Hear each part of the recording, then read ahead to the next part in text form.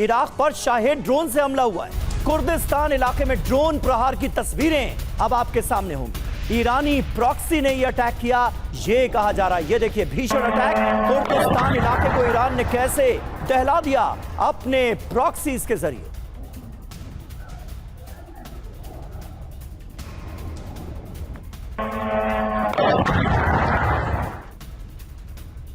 और इराक के अंदर जो हमला हुआ, इसको लेकर एक और बड़ी खबर। इराक के सुलेमानिया में हमला हुआ है। ईरानी प्रॉक्सीज ने इस हमले को अंजाम दिया। ईरान विरोधी गुटों को टारगेट पर लिया गया।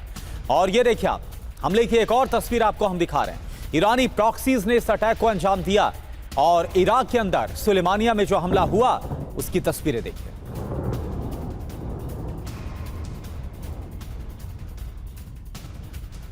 और इजराइल पर हमले की कोशिश नाकाम की गई है। आईडीएफ ने 2 हवाई हमलों को नाकाम किया है। इजरायली क्षेत्र में घुसने की कोशिश की जा रही थी। किरियत शिमोना में 2 रॉकेट्स दागे गए, जिसे इजरायली डिफेंस फोर्सेस ने मार गिराया।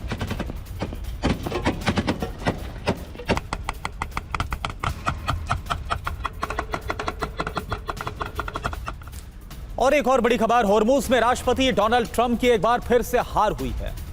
होर्मुज में ट्रंप ने प्रोजेक्ट फ्रीडम को रोका।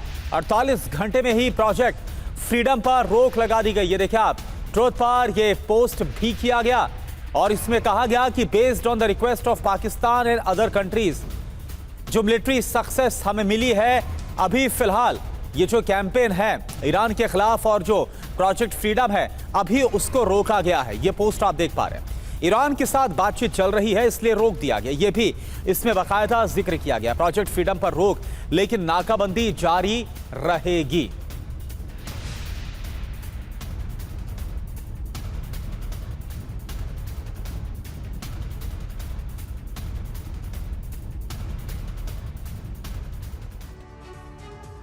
जी हां, तो जो डोनाल्ड ट्रंप कहते हैं हो रहा है उसके उलट। डोनाल्ड ट्रंप ने कहा था कि ईरान को हर हाल में सरेंडर करना होगा, लेकिन यहां तो ट्रंप ही सरेंडर करते हुए नजर आते हैं। आज क्या हुआ है, 48 घंटे में ही फैसले पर अमेरिका ने रोक लगा दी। पहले क्या हुआ था, रविवार को प्रोजेक्ट फ्रीडम का ऐलान किया गया था और अब यू टर्न लिया गया है। प्रोजेक्ट फ्रीडम को अस्थायी तौर पर बंद कर दिया गया है। सोमवार से हॉर्मुज में यह ऑपरेशन शुरू होगा। पहले यह फैसला लिया गया था। ईरान से अच्छी बातचीत चल रही है। अब अमेरिका यह कहता हुआ नजर आ रहा है, मतलब टोटल सरेंडर। सेंटकॉम ने प्रोजेक्ट फ्रीडम शुरू किया था और अब इसे रोक दिया गया है।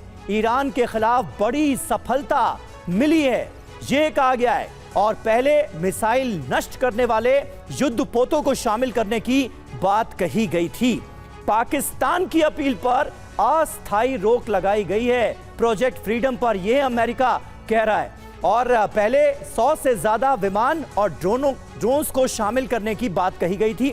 ईरान के खिलाफ नाकेबंदी जारी रहेगी, हालांकि यह अमेरिका की तरफ से दोहराया गया है। पहले 15,000 सैनिकों को हॉर्मुज में लगाया गया था, यानी अमेरिका कहीं ना कहीं यहां एक बार फिर झुकता नजर आ रहा है। अब यह प्रोजेक्ट फ्रीडम था क्या? हॉर्मुज स्ट्रेट में अमेरिका ने ऑपरेशन फ्रीडम शुरू किया था। फंसे हुए जहाजों को सुरक्षित बाहर निकालने का यह पूरा ऑपरेशन था, जिसे प्रोजेक्ट फ्रीडम का नाम दिया गया।